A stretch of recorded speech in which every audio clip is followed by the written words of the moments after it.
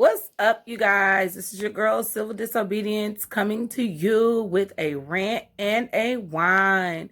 I want you guys to give this video a thumbs up. Make sure you subscribe to my channel, Sherlock Homegirl. Leave your thoughts and opinions below. So I'm holding my phone, you guys, in case I have to go down and come up because my arm's tired. But I wanted to do this live because I enjoyed the Jezzy Gucci versus battle, but I felt some type of way when he made mention of the person who was murdered in the attempted home robbery of Gucci. I don't know if he was at home. I think he was at home. I got scared. I'm gonna be honest with you. You know what I'm saying? Because it's easy to assume Gucci was targeted by Jezzy. I mean, I'm not in any way, shape, or form knocking Gucci for having his own personal feelings in that frame of mind, because those types of things happen. You do think,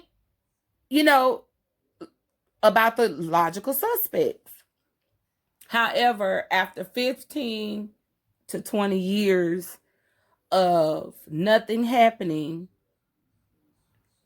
from Jezzy's end, and now Pookie Loc's son has basically spoke out and said, Gucci was disrespectful, and he is upset with Jezzy for his response. Okay?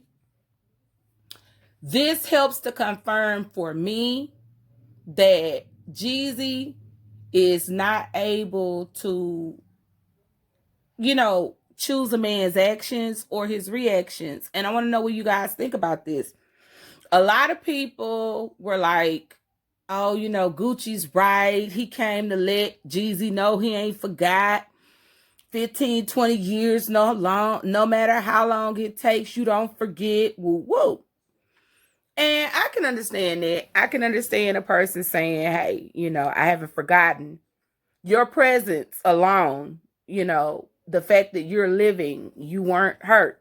You were able to not only prevent them, not only stop them, but to actually shoot a person in the act. That in and of itself, brethren, is, extraordinary. A lot of people are not able to do that. But with that being established, when you allow yourself to keep rehashing that, you're not made of Teflon. You aren't bulletproof. And people will keep trying if you keep putting yourself in a position to be targeted. And I say that as a Gucci fan. First of all, for a little while, I couldn't tell Young Jezzy apart from Gucci Mane. They had So Icy together. I thought the whole verse was one artist. Then, when they finally started making music separate, this is just me though, y'all. I'm kind of dizzy sometimes. Then, when they started, putting out, their respective music, and I was listening to other music and everything, because they had other music out to you listen, I was like, okay, well, maybe they were a group. And then they split up, But then, it's just, I don't know, being both from Georgia or something, I don't know, Atlanta rappers, I do feel they have more in common than they have not in common. And I feel like I hate that even happened. I hate bad things when they happen. I hate when good people, I feel like anybody who makes an honest living is a good person. Even if you went about it by way of illegal means. Like, I'm not one of those people who label drug dealers bad people, and that's even with the understanding that my father was on drugs once upon a time, and I've had people ask me, why don't I feel bad about drug dealers? Well, you got to listen to my father speak on that, because he was basically like, I was wrong for buying drugs from them little niggas. That's what he would say back then, before he got in his salvation, where he pastoring churches and leading months of prayer. He was just coming out of his mess. Those were his testimonies. Like, I don't blame them. He didn't blame them, because he was like, they were younger than him. And he got up in church and said it. He was like, the majority of them were younger than me. And he asked us all to pray for drug dealers. Pray for them, because they're honest men trying to make an honest living in a world where they can't get by honestly. So with that being established, I'm not one of those people who judge people off of your previous actions, because your previous actions are determined by your circumstances most times, not by the person that you are. So the person that he is shining through. Gucci, you got so much going for you. You got a baby on the way. You got a beautiful wife who displayed the love you have for her by being there for you when you were in prison to such a capacity that sis became a mogul in her own right. The respect that you have, the tenacity, the endurance, the resiliency. I don't want to see you risk all of that for something so small that you overcame in such a major way. You know what I'm saying? That was such a small part of that whole versus battle. But those small comments, and you have to be from a hood place. And Tallulah is the hood, baby. Louisiana, the whole Louisiana. I'm sorry that if you live in Louisiana, you can be from Metairie, baby. Close to New Orleans, you from the ghetto. I don't care how nice that neighborhood is. Okay, same thing in Tallulah. Ain't no nice side when that ghetto get to hitting that hard, baby. You from the ghetto too. So I feel like when you from a place where you can hear the gunshots and you see the people fall and you see people dead and you see the lives lost and you see the parents without their father, the children without their parents, without their fathers or a mother or whomever, it really does set home. It's not just something on BET. It's not just something that they run across the screen on CNN. It's really something that you get to witness firsthand, and it's devastating. It's devastating. It blows your mind. It messes you up. It keeps you up at night. It makes you go in the room with your kids and look at them while they sleep and pray over them and ask God to protect them from ever being in harm's way or the person causing harm. It's so much with that. And with bringing up the Gucci and Jezzy situation, I think that I also should mention the situation with Megan Thee Stallion and Tory Lanez, because I've been wanting to do a rant and whine on them specifically alone, but at the same time, sis be having other stuff to do.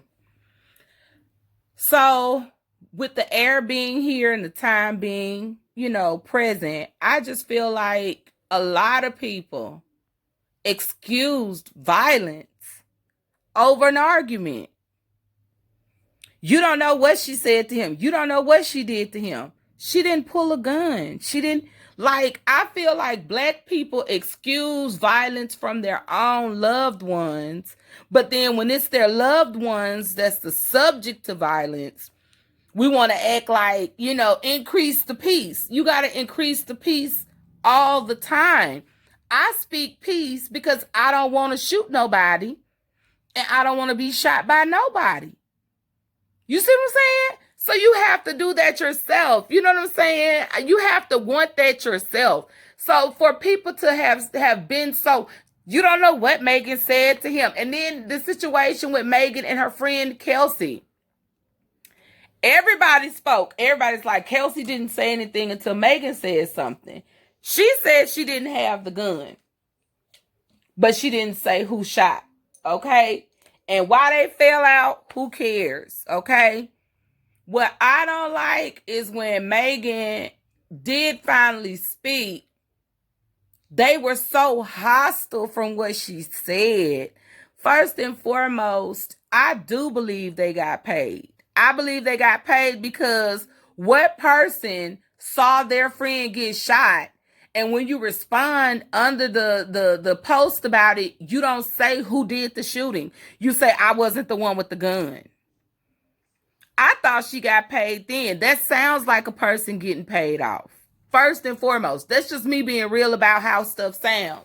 With that being established, I feel like everybody wants Megan to be tougher than Tory Lanez, which goes to show that in a lot of situations in the black community, we expect black women to have thicker skin than our own men. We coddle and spoon feed these men too much. He is a man. If you want women to call themselves in their place, a man got to be in his place. If you're not in your place, then of course we have to toughen ourselves up. But as a man in that moment, for you to take a gun because a woman wants to exit a vehicle and get away from you, how crazy do you have to be? And see, I'm not one of those people that blame drugs. Because like I said, my daddy smoked crack for a little while. My daddy ain't never whooped my mama. He ain't never beat the hell out of us. He whooped my ass if I needed a whooping. But it wasn't like I was murdered or no stuff like that. You know what I'm saying? He didn't do stuff and then blame it on the alcohol or the drugs. He got help. It's all about your frame of mind and how you see yourself coming out of those situations. If you don't see yourself coming out of the situation, then you're not going to be able to come out of the situation. If you only do what you want to do when you're high, you can't blame the drug. You did what you wanted to do. You didn't want to come out of that situation. You meant for that to happen. So a lot of black people, and I ain't gonna lie, y'all, this is why I don't go nowhere no more. I get sick of going places and everybody clicked up. I already don't run in a big circle. Then everybody's clicked up and they hostile. And then they want you to choose a side. I ain't on nobody's side. I just got here, sis. I came to dance. You know? And so it's like hostility, tensions grow. Something happens eventually. And all I'm praying for now is that when my kids start going out, they'll have the sense that I did. Because before they could start shooting around me, I could read people. You know what I'm saying? Oh, so-and-so into it with so-and-so. They let you know. Oh, okay, cool. After that, once I see them start getting to where they finna fight, finna gone. By the time they get to shooting, finna at home. So I pray that the Lord gives my children the same spirit of discernment. Because I know they're going to want to go out. And you going to want to go out. But don't get out there wanting to see people hurt each other. Not even a fist fight. Now, sometimes I'll watch a fight. And if it's a good, clean fight and don't nobody shoot or stab or get jumped or kick nobody in the head, it ain't nothing but hands. When that fight over with, I said, now that was a good fight. Them suckers they were getting it. I mean, girl, they was in it. But half the time I don't like to watch because people get so emotional if the person they wanted to win doesn't. And they get violent to the point where they want to cause real bodily harm. And that's why I stopped even, I like boxing. That street fight, I just leave it alone. So I just wanted to share those things with you guys. I hope that you guys will give me your opinion. Also, I offer technical writing services, and I hope that you guys will hit me up about that. I do business proposals. I also do grant applications. I help with the veteran affairs applications. I do resumes, and I help with term papers. So if you're interested in any of those services, you can hit me up at in the inbox on here, you know, in the comments down below. We can communicate and I'll give you my email, and then, you know, I'll get professional and put my stuff across the bottom of the screen. You know what I'm saying? All right, y'all. Peace.